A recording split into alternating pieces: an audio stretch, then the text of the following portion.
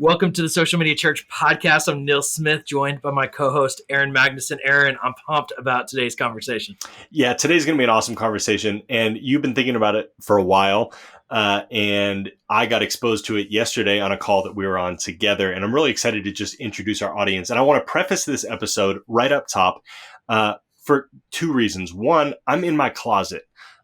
So my whole if you're watching on YouTube, you probably see the door behind me. You can't really tell that I'm in a closet, but if you're listening on audio, you can probably tell that I'm in a closet. It's a little bit more tinny sounding, but my family is sick. And so the kids are home, and the kids like to see what I'm doing when my voice changes, when I talk a little louder, and I'm on a Zoom. They generally like to see who's on the screen. And for the sake of all of you listening audience, you don't need to hear my kids interjecting their thoughts into the social media church.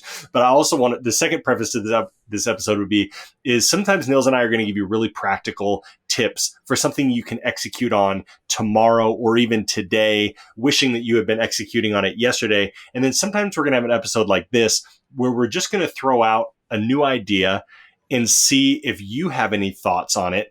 To start practicing it yourself. This is something that is not like mainstream. This probably won't have great ROI even, but this is just an idea in the spirit of where the world is moving. I mean, one of the things that I think about is when you and Jay started talking about Facebook Lives, and Facebook Live was not what Facebook Live turned out to be, and it's certainly not what it is today. It was just new. It was like, go live, start going live, start going live on your personal page, start going live just with hanging out or on your church's page or whatever. It was just before we knew that it was actually going to drive the algorithm. And I remember doing that a lot and seeing a lot of different things and just testing it and tasting it and experimenting with it. And so this is not a Facebook Live episode, but it is in that same vein where we're going to present to you an idea. We're going to tell you how to do it. And then we're going to be curious to learn from you on if you tested it or not. So this episode is going to be all about NFTs. And if you followed Nils for any period of time, you know that Nils is deep into this space. But Nils, NFTs are becoming more accessible. I mean, this is wild that we're about to be on the Social Media Church podcast talking about NFTs in a way that somebody listening could go and do with no experience, could go and do this right now, what we're about to talk about. Yes, it's in a lot of what we're talking about is like Web3 ministry. Like, what does that look like if we're moving into Web3? And I think it really, I think and we've talked about it before in some other episodes, but Web 1 was the information superhighway of like basically your church needed a website, and it was a big lift for churches to get a website, and that was their web ministry, was having a website where people could find out about their church and then show up at their church. And then it was Web 2 ministry, which was people can now interact with your church before they physically come to your church, or maybe exclusively interact with your church digitally, where Web 3 in many ways is about ownership. And I think there's an opportunity. People won't own your church, but I think they can feel greater connection to your church through the technologies that are emerging through Web3, which is virtual reality, blockchain technology. And we've had membership forever. Like this idea of membership and becoming like at Shoreline City, we actually even call them owners. And so there's like this applicable language that we've never really been able to fully do digitally. I think we even just how we view digital, it's like a secondary church. And I can't believe even after COVID, we're still talking about digital and online church as secondary. Totally. And I think Web3 is going to fix a lot of that mental gymnastics of like, where Web 1 is like, well, how could you find out about a church and then go there physically through the internet? And then Web 2 is like, how can your church be interacting with people all week long if they're not coming into the building for an adult ministry class or a youth event? And now Web 3 is going to be like, no, we're actually going to show you how people online who've never been to your church, don't live in your state, don't live in your country, can actually become owners.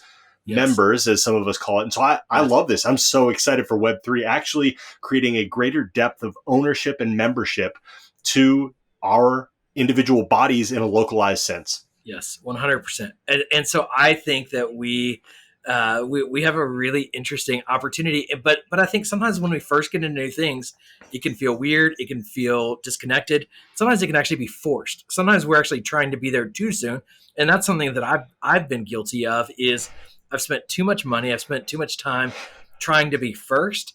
Yes. And first movers aren't always the winners, and I think that is the No. mistake in innovation. Is oftentimes first movers can be the winners, but I think last movers are almost always the That's losers. right. That's right. But I think it is timing.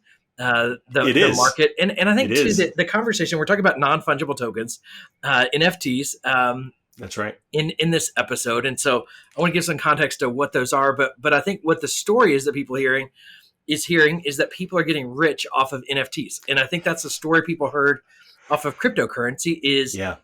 people got rich. And the reality is that some people got rich on crypto and some people lost a lot of money because it goes up and down. Some people buy at the right time, some people sell at the wrong time. Yeah. And so there are winners and losers in all of this. And now Web3 is moving beyond cryptocurrency into non-fungible tokens, which are basically digital assets you can own. And it's Yes. been made popular by things like NBA Top Shot, which are like, digital trading cards, Yep. or, who I'm a big fan of, Gary Vaynerchuk has his V Friends NFT, Yep. which I feel like is the first time I've felt ownership in Gary V's brand, which is access to his conference for 3 years Yep. and other perks that come alongside of it.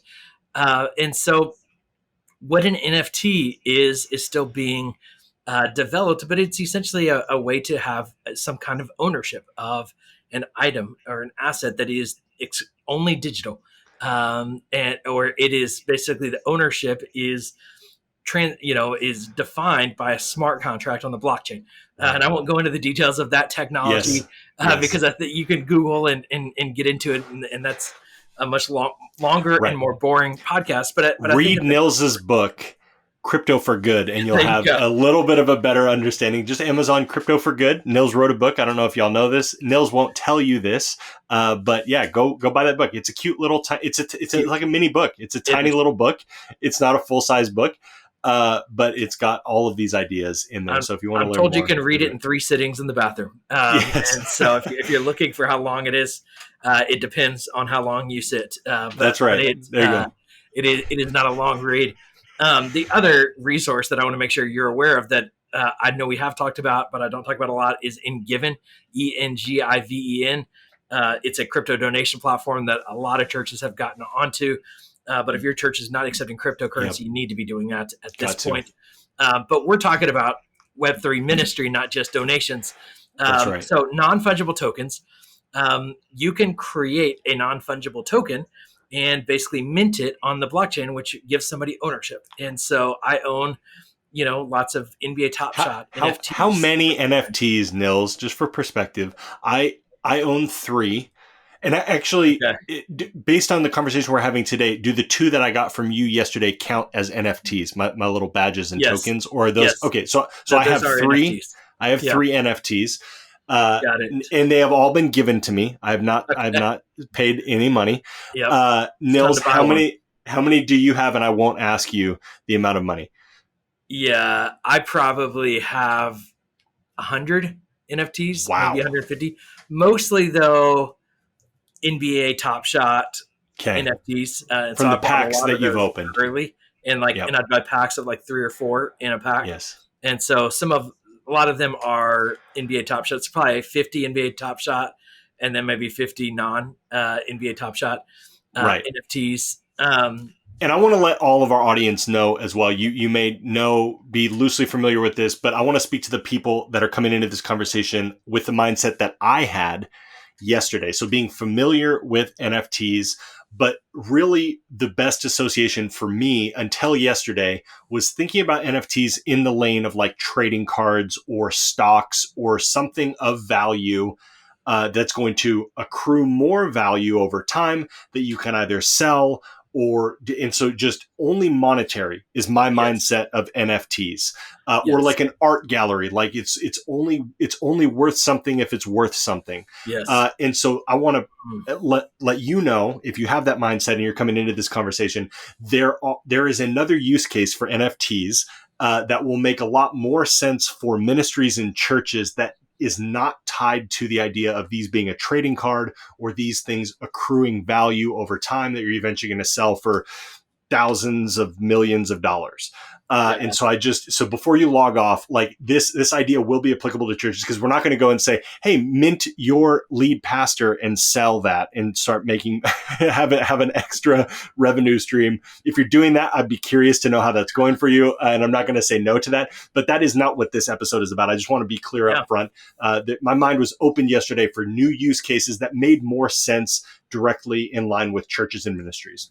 Yeah, so really, as I've gotten into NFTs and I've tried to go to conferences and do different things, and I went to a Gary Vaynerchuk lecture here in New York City, where he was talking. It was a whatever interview session at NFT NYC, which is the biggest, as far as I'm aware, NFT conference in the world.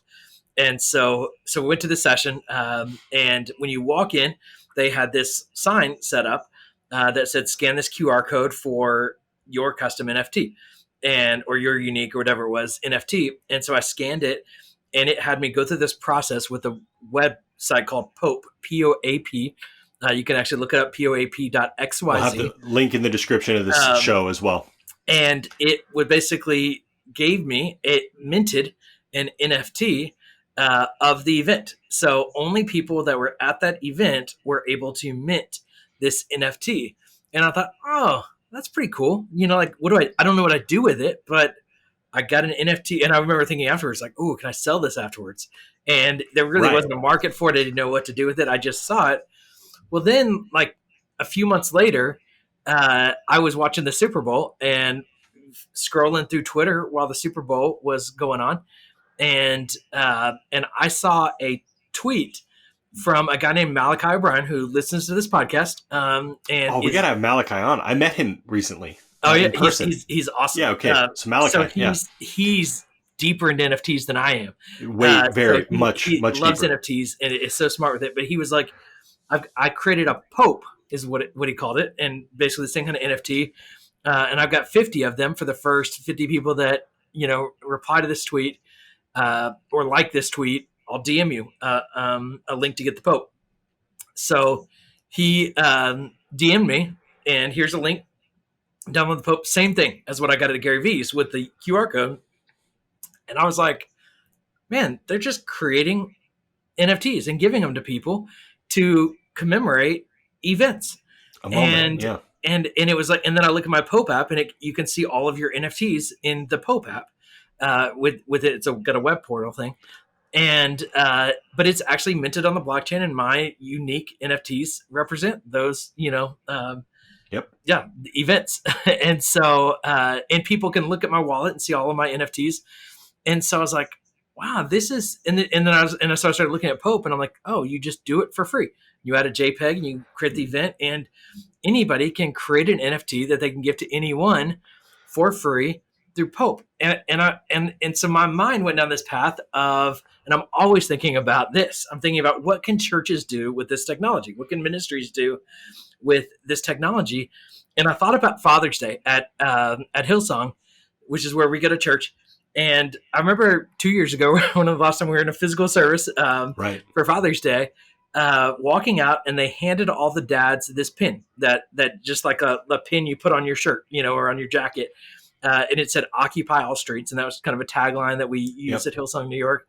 And I was like, hey, that's pretty cool. I got a little pin, and I put it on I still have it right here, on kind of on my back wall, and it was just kind of a cool little memento for Father's Day, to remind me of that experience I had with my family.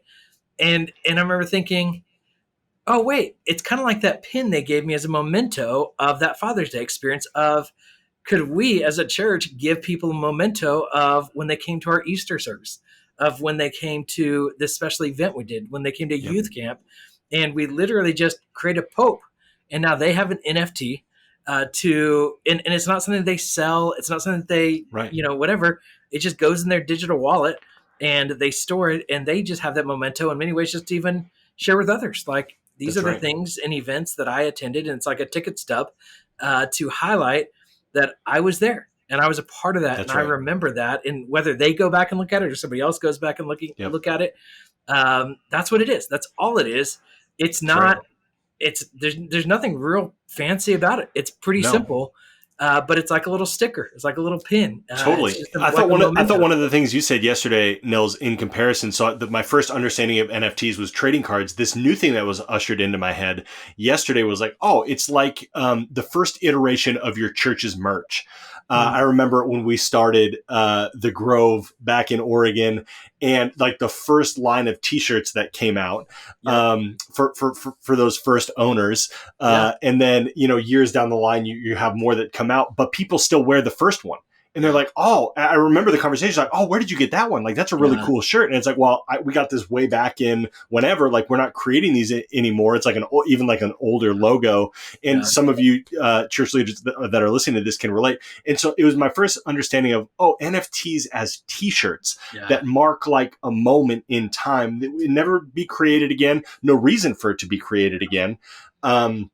Only newer versions of it, but it marks like I was an owner at this point, or I experienced this first worship night, or Yeah. I even think like you brought up the Super Bowl. It's even why people buy like a dated Super Bowl hat, right? Yes. Like my team won this, and it like proves ownership of fandom in 2022 when you Yes. were a Rams fan Yeah. versus 1999 when you were a St. Louis Rams fan, right? Yes. And so, those hats don't necessarily. I suppose they could accrue in value. And that's maybe where it breaks down. But it just documents a moment in time of something that you get to show to other people. Yes. And so I think this is where NFTs break down when we think through the lens of ministry and church. Is like, okay, that's great, but like, who's going to see it? And this is where the conversation used to break down, but is starting to become more relevant. And this is where on the call we were on yesterday, we started to like think through some of these things. And so when we're seeing things like Mark Zuckerberg come out and say that Meta, whether it's on Facebook or whether it's on Instagram, is going to start promoting and having a space for NFTs, and Twitter in certain ways has already adopted this. Yes. There is going to be a world in Web3 in the very near future, and in some cases it's already happening, where presenting these NFTs that you own are going to be as easy and as visible as you wearing a t-shirt.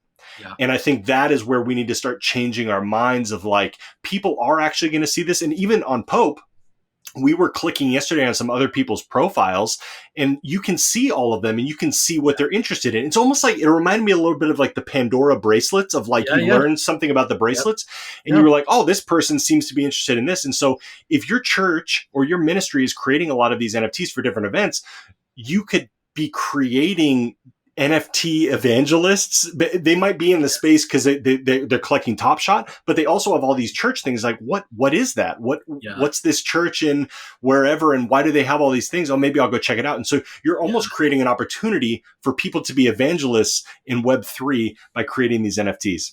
Totally. And I think practically Pope is the first platform that I found. There might be 20 other platforms already exist like it. Let us know. Or other tools you can use. And there will be 20 more that are created probably in 100%. the next 2 months as this space is rapidly developing. And so Pope is the platform that I found, that I think could be a great starting point. I do want to be clear, Aaron, of where I'm learning in this. And so what I did is, as a way to learn, I had my team create an NFT for me. I actually had them create 2 NFTs, one for a presentation I was doing at a conference I was speaking at. It was actually at NRB, the National Religious Broadcasters Conference.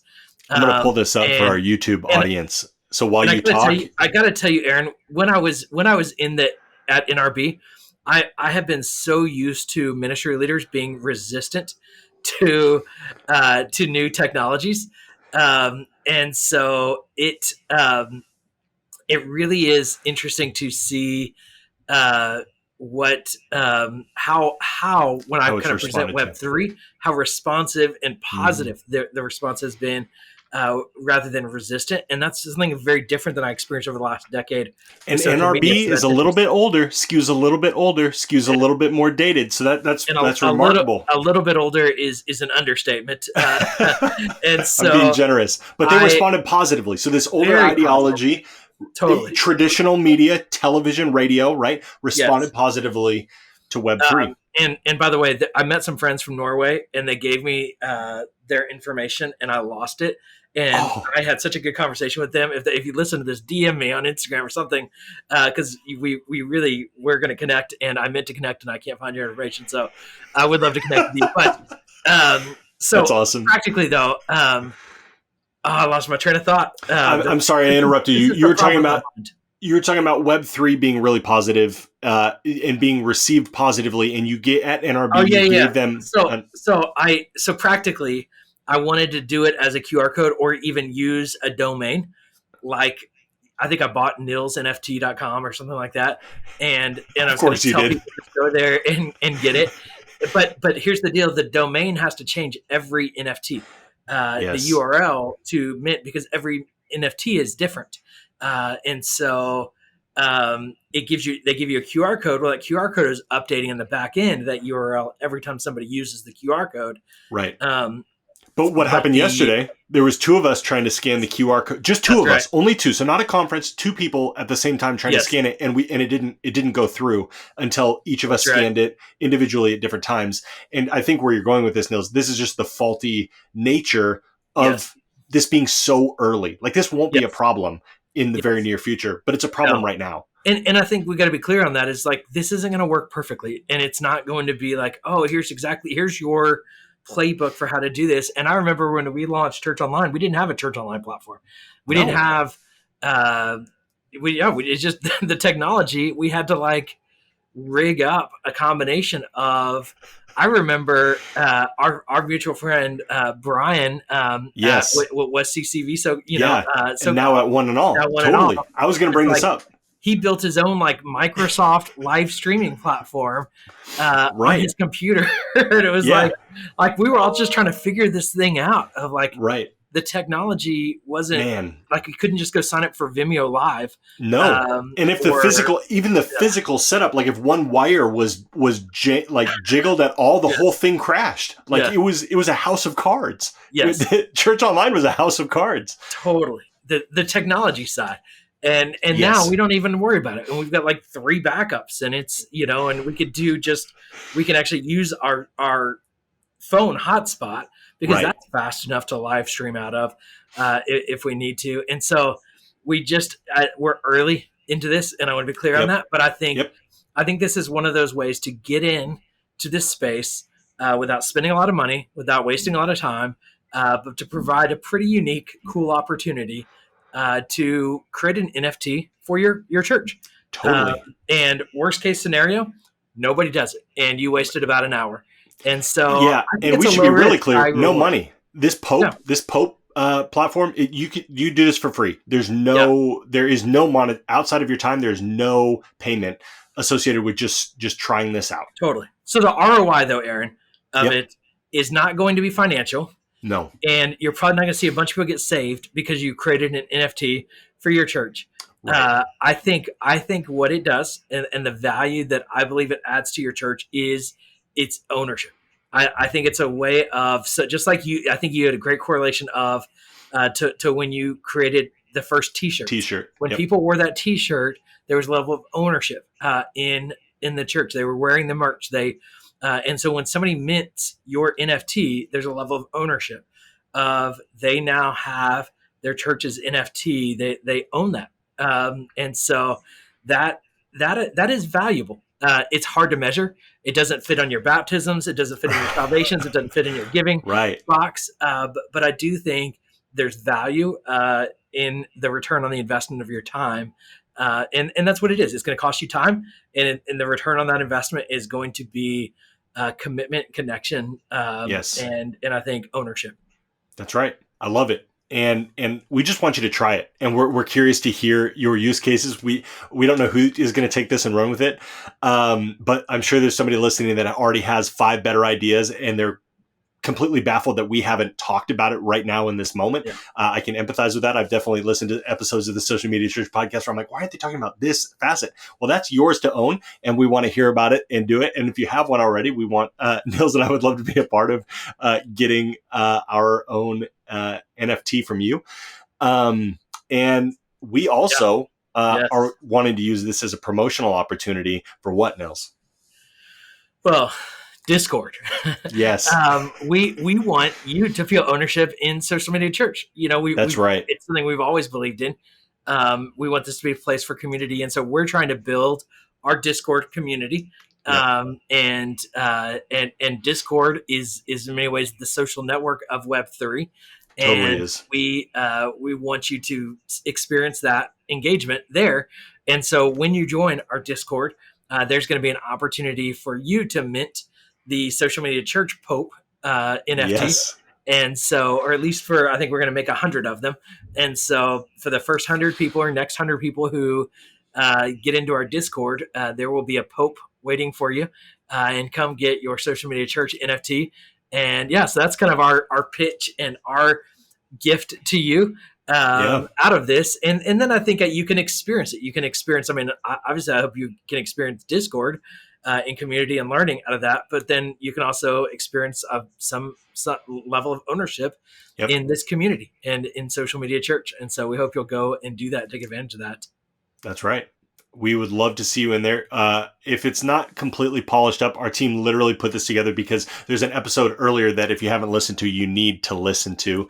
It's part 2 of a 2-part episode we did with Jonah Wiley, and he talks all about Discord and how he's basically running a 300-person church in his Discord. Yes. And so we immediately felt convicted and decided we needed to have a Discord. Yes. And so Social Media Church now has one.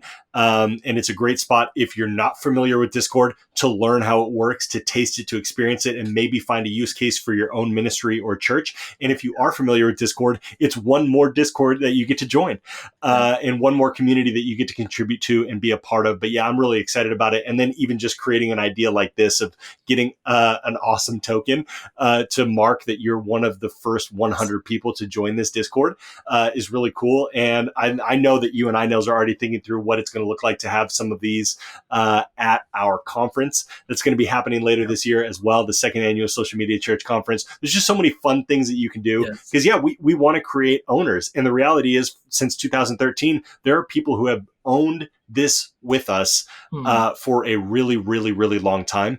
And now we just want to make it official digitally. So if you've been listening for a long time, I would quickly get into that Discord. And we're kind of building the plane as it's flying in the air. So give us grace there. But we're making it something awesome. I know Nils and I are both active in Discord in other communities. And so we want to make this community active in the Discord space as well. So that's all about NFTs, Nils. I just feel like there's going to be so much more conversation around this because it is so early. I mean, I can only imagine if we had a podcast that started when you were figuring out ministry on AOL for your youth group, there'd just be so many things that would change and so many conversations that would evolve over time. And the good news is for this audience, they get to learn all about NFTs from the very, very, very beginning of what this looks like. Yes. So good. Thanks, everyone, for listening to the podcast. Thanks for being a part of this community. Make sure you go join the Discord. You can get all that and more on our website, socialmedia.church. Follow us on social media, all the channels. You'll find us there. We're actually new on TikTok. If you're not yet following us there, that's kind of our newest social network beyond Discord. So we're so grateful you're a part of this community.